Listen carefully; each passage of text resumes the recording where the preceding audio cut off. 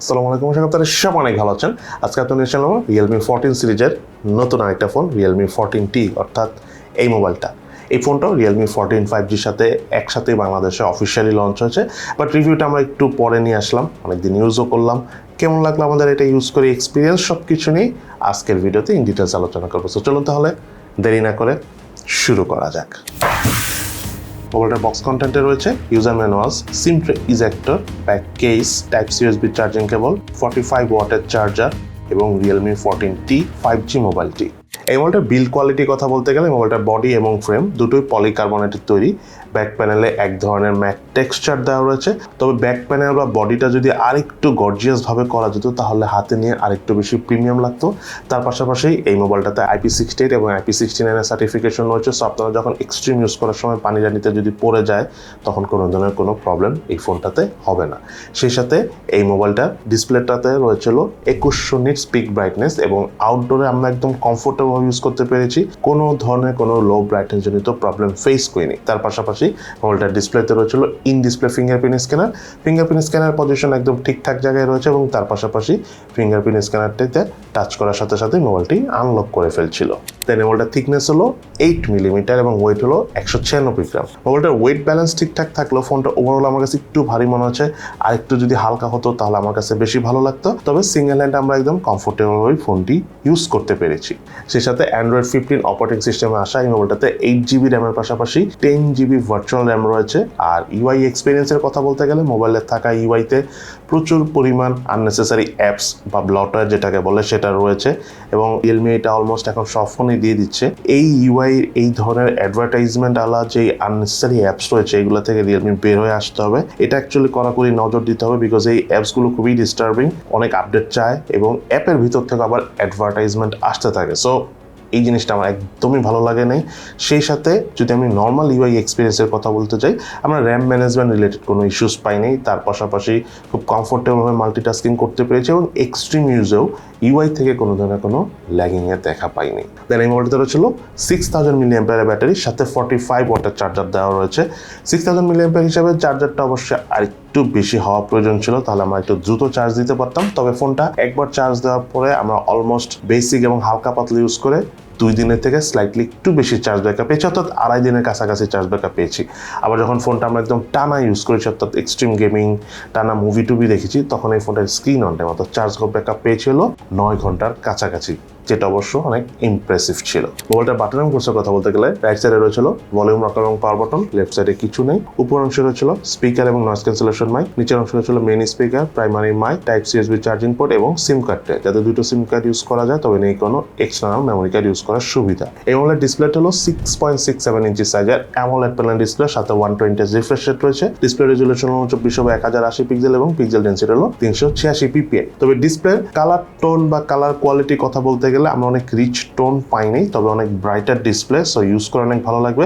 তবে আরেকটু ডিটেলস সহ আরেকটু রিচ টোন থাকলে আমরা আরেকটু মজা পেতাম। অ্যানিমেশন টাইপ মুভির পাশাপাশি অনেক গেমিং টেমিং করার সময় আমাদের আরো বেশি ভালো লাগতো। সেই সাথে মোবাইলটার ডিসপ্লে ঠিক উপরে সেন্টারে রয়েছিল পাঞ্চল সেলফি ক্যামেরা এবং ডিসপ্লের চিন এবং ভেজেল এর কথা বলতে গেলে ভেজেলগুলো ঠিকঠাক থাকলেও চিনটা আমার কাছে স্লাইটলি মোকরা মনে হয়েছে।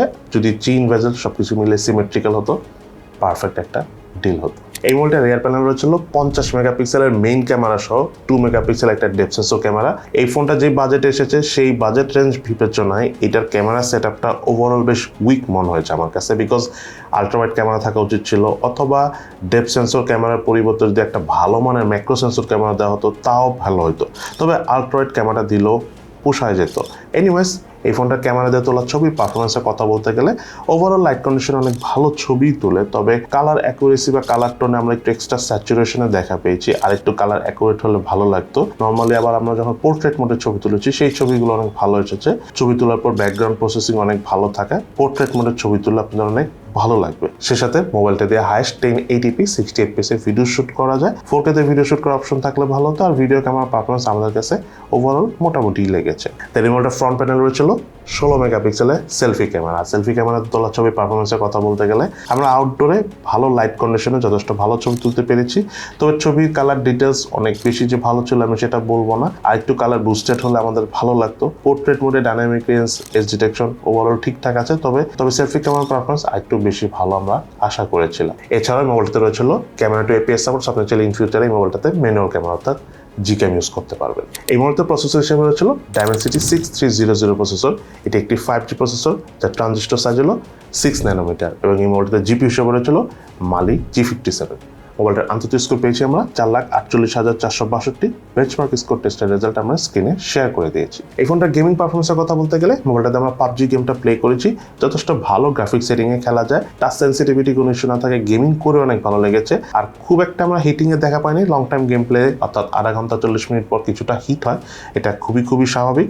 তবে অনেক এনিমি কাছাকাছি চলে আসলে তখন হালকা পাতলা ল্যাগ ট্যাগ করে, যেটা আমি মনে করি যে এই প্রসেসর হিসাবে আবার ঠিকঠাক আছে এই ফোনে। দেন এই মোবাইলটাতে আমরা অ্যাশফায়ার গেমসটা খেলেছি colour details, colour accuracy check করার জন্য, এবং অ্যাশফায়ার গেমসটা খেলে আমাদের কাছে বেশ ভালো লেগেছে। কালার ডিটেলস আমরা অনেক ভালো পেয়েছি, সো গেম প্লে করতে অনেক ভালো লেগেছে। আর গেমিং এক্সপিরিয়েন্সের কথা বলতে গেলে এই প্রসেসরে এই গেম তো খুবই ভালো চলার কথা, সো সেই হিসাবে এই ফোনে আমরা গেমিং করেও অনেক মজা পেয়েছি। এই মোবাইলটা বাংলাদেশ মার্কেটে একটা ভেরিয়েন্ট এসেছে, সেটা হলো 8GB RAM 256GB storage variant, যার র্যামের টাইপ LPDDR4 এবং স্টোরেজটা হলো UFS 2.2, এবং এই ফোনটার অফিসিয়াল প্রাইস হলো 31,999 টাকা। এবার আমরা জেনে নিই এই ফোনটা ইউজ করতে যে কোন জিনিসগুলো আমাদের ভালো লেগেছে এবং কোন জিনিসগুলো আমাদের ভালো লাগেনি। এই মোবাইলের নাম্বার 1 যে বিষয়টা ভালো লাগেনি সেটা হলো যেই প্রাইসে ফোনটা এসেছে সেই হিসাবে এটা যে ক্যামেরার কনফিগারেশন রয়েছে বা যে ক্যামেরা স্পেক্সে এসেছে সেটা আমার কাছে একটু বেশি উইক মনে হয়েছে। আলট্রাওয়াইড ক্যামেরা মাস্ট থাকা উচিত ছিল। আলট্রাওয়াইড ক্যামেরা থাকলেও এখানে অন্য যে কোনো একটা ক্যামেরা দিল, সেটা কোয়ালিটি সম্পন্ন ক্যামেরা যদি হতো বেশি ভালো হতো।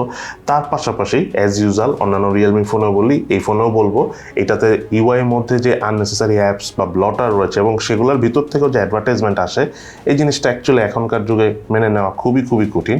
সো এই জিনিসটা থেকে রিয়েলমি অবশ্যই বের হয়ে আসতে হবে। যদিও আপনারা এই অ্যাপসগুলো ডিলিট করে দিতে পারবেন, বাট আমি মনে করি এগুলো না থাকলেই ভালো। তার পাশাপাশি এই ফোনটা যেই প্রাইস রেঞ্জে লঞ্চ হয়েছে, আমি মনে করি প্রাইসটাও আরেকটু কম হওয়া উচিত ছিল। আর ওভারঅল যদি আমি 5G ফোন হিসাবে বাংলাদেশ মার্কেটে যেসব ফোন রয়েছে অফিসিয়ালি, সেটার সাথে যদি কম্পেয়ার করি, সো দেন এই ফোনটা বেশ শক্তপোক্ত। IP60 69 সার্টিফিকেশন থাকে, আপনারা অনেক এক্সট্রিম ইউজ করতে পারেন, পানি টানিতে ফেলে টেলে দেখতে পারবেন। মোট কথা হলো লং টাইম ইউজ করতে গেলে IP রেটিংটা খুবই ইম্পর্টেন্ট। এছাড়া মোবাইলটার ব্যাক প্যানেল ওভারঅল মোটামুটি হলো শক্তপোক্ত। এই ফোনটার ডিসপ্লের আবার ব্রাইটনেস নিয়ে কোনো প্রবলেম আমরা পাইনি, আউটডোর একদম কমফোর্টেবল ইউজ করতে পেরেছি। ডিসপ্লে কালার টোনও যথেষ্ট ভালো ছিল, মিডিয়া কনজিউম করতেও আমাদের ভালো লেগেছে। আর ক্যামেরা কনফিগারেশনটা একদম মোটামুটি মানের হলো। এই মোবাইলটার মেইন ক্যামেরা দিয়ে যখন আমরা পোর্ট্রেট মোডের ছবি তুলেছি, সেই ছবিগুলো আমাদের কাছে বেশ ভালো লেগেছে। তার পাশাপাশি এই ফোনটার গেমিং এক্সপিরিয়েন্স আমাদের কাছে বেশ ভালো লেগেছে, যদি আমরা এই বাজেট রেঞ্জের অফিসিয়ালি অন্যান্য ফোনের সাথে যদি কম্পেয়ার করি, কারণ এই ফোনটাতে আমরা পাবজি গেমসে যথেষ্ট ভালো গ্রাফিক সেটিংয়ে স্টেবল পারফরমেন্স পেয়েছি, এবং সেই সাথে 6000 mAh বিশাল ব্যাটারি থাকার কারণে আমরা লং টাইম আবার চার্জ ব্যাকআপও পেয়েছি। সো এই হলো ওভারঅল Realme 14T, অর্থাৎ এই মোবাইলটার ফুল একটা রিভিউ। আপনাদের কাছে এই মোবাইলটি কেমন লেগেছে সেটা কিন্তু অবশ্যই ভিডিওর নিচে কমেন্টস করে জানাবেন। সবাই ভালো থাকেন, সুস্থ থাকেন, ইনশাআল্লাহ দেখা হবে ফিউচারে।